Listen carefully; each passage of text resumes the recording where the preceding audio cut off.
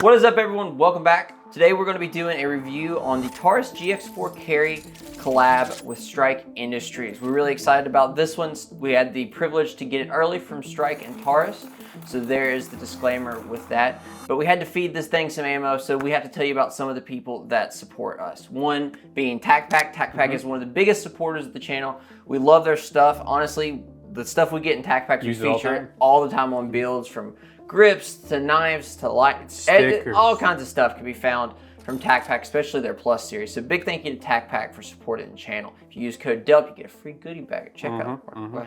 Another big supporter of the channel is TrueShot. We got to give a big thank you to them. They keep the freedom seats flowing over here.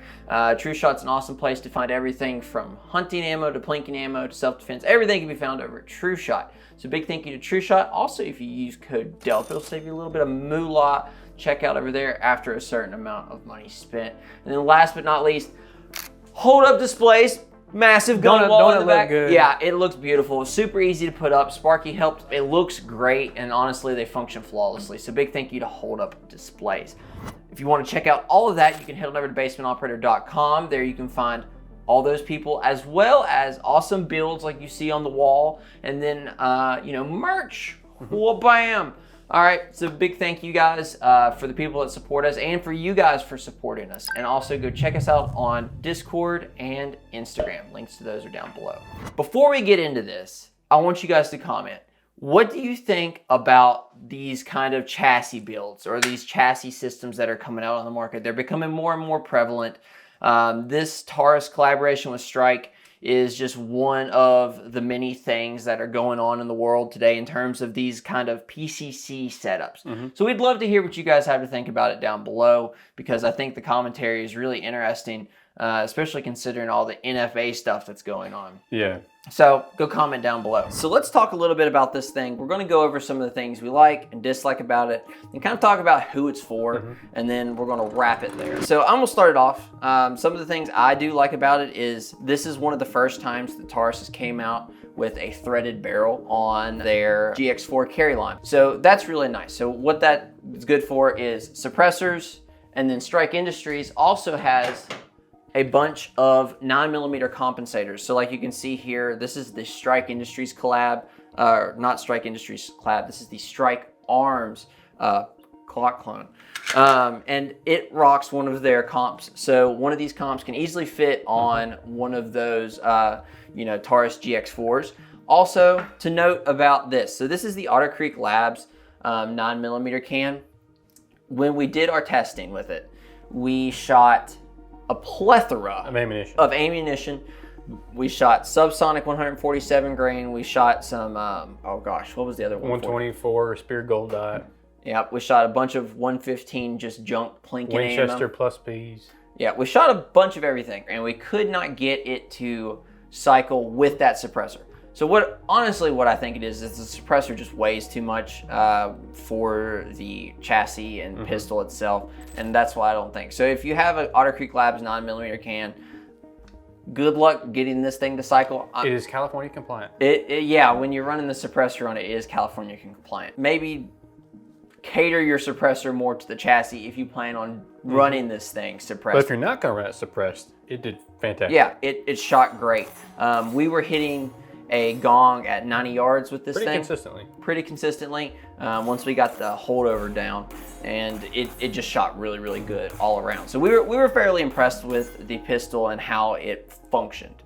All right, Sparky, tell me a little bit about what you like about the pistol. It's building off the threaded barrel, I did like how it has the RMSC footprint, which is a pretty common footprint for finding different optics. This is a Hollow Sun, the 407. Yeah, 407K. 407K. It's the little one.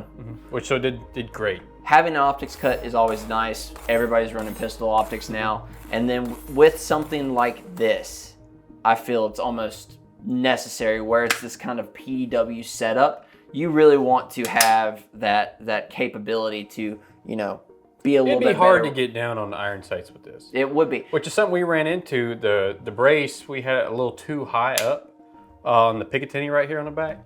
So, or your 913, 1913, whatever you want to call it. We had a little too high, so it's hard to get down on the optic. So we were able to drop it down one and then it was fine. Yeah, from there on, you know, we had no issues whatsoever with it. Honestly, one thing I think and you had mentioned is getting some sort of riser for this thing, or at least just a cover, because if you have a riser, it's going to make it harder to get down on this optic. Right. But at least something here to where you're not just on this bare metal. Yeah. I would like something. Some sort of thing for comfort there. A little cover. Yeah, something. Another thing I like about this thing that I was fairly fond of is the QD point here and here allows for and on the other side allows for a little bit of flexibility when slinging this thing up. You deploy it, you pull it out of a bag and whatnot, and you can get it on you and you can hold it, and then you don't have to worry about any M-lock pieces or anything like that, because you know you don't have a lot of space on this thing. This is a very minimalistic setup. If you lock it down like this, it's fairly small. It's very slim. Yep, it's very slim. So you don't have to worry about having any type of I guess, additional pieces for you to run a sling. So we talked a little bit about what we like about it. Let's talk a little bit about some of the things that we weren't so fond of. So we kind of mentioned this being a kind of hard point there. Another thing, easy fix. Another thing, mag release.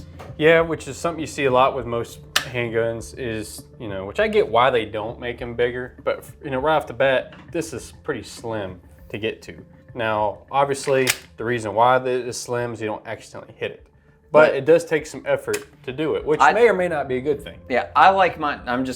It's just who I am as a shooter. It doesn't necessarily be a bad thing, but I do like mine a little bit more protruded out. That's just a personal preference, though. It didn't really affect the functionality of the firearm or necessarily anything like that. So, I mean, in conclusion for this, the SMC chassis is a great system. We have one for the P320, and we were very happy with how that thing came out and, you know, the performance of it. Like I said, all in all, I like this setup. It feels well made. I mean, it's obviously meant for this firearm. I like it. It has a good feel to it. So I wouldn't be afraid to buy it. What would you think this configuration is ideally used for? What I'm thinking is truck gun for something that maybe, you know, a crossbody bag if it can fit. Yep. Man, Lululemon, man. Bougie. Anything like that, I think, would be an ideal kind of candidate for what this is used for. Definitely something, maybe home defense or any type of scenario nice where little you glove box gun. Yeah, nice little glove box gun. Anything you need a quick deployable PCC type setup, I think this would be great for, because you know it offers that extended ability to control it a little bit more with the brace. And it's just one of those things that, you know, if for whatever reason shit hits the fan, it's a little bit better option than just a straight pistol, in my opinion. Granted, it does take up a little bit more space. It's not as easy concealable as a kind of, you know, CCW, but you know, if you it takes a little bit longer to deploy.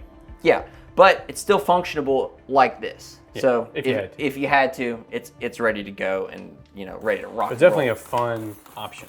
Yeah, for sure. And it's also a good plinking. So in conclusion, I think this is an awesome little setup. So far, we've had a really good time with it for the time that we've had with it. We didn't really mention, we're about 500 rounds into it. We didn't run into any sort of functionality issues or anything like that. So, you know, take that for what you will. We're also just a sample size of one. We like to make sure that that's always out there and always noted. So in terms of reliability or durability of stuff like that, we can only tell you about what we've seen from our pistol. And so far we haven't had any concerns with it in terms of feeding or anything like that.